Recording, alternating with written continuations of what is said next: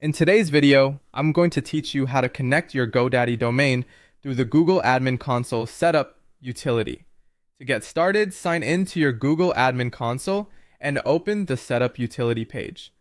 This is the area where Google guides you through connecting your domain and applying the settings needed for your services to work properly.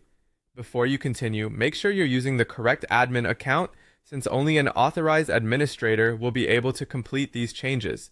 Once you're on the Setup utility page, look for the Domain Host selection menu. From the drop-down list, choose GoDaddy as your domain provider. This tells Google which hosting platform you're using, so it can prepare the correct connection method and apply the right DNS configuration automatically. Selecting the right provider here is important because it ensures the next steps work smoothly. After that, click Protect. This will launch an automatic GoDaddy login pop-up window. If the pop-up doesn't appear right away, check whether your browser is blocking pop-ups and allow them temporarily for this page. That's often the most common reason this step seems not to work. Once the window opens, you'll be ready to connect your account securely. In the GoDaddy sign-in window, log into your GoDaddy account and approve the access request.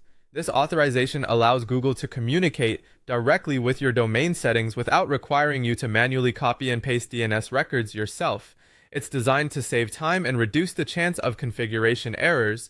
Make sure you sign in to the GoDaddy account that actually manages the domain you want to connect. When the authorization is complete, return to the Google Setup utility and click Connect.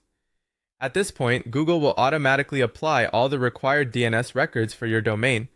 These records are essential because they help verify your domain and support the Google services you're setting up. The automatic connection is especially helpful if you want a faster, more reliable setup process without editing DNS entries manually. After clicking Connect, give the system a little time to finish applying the changes.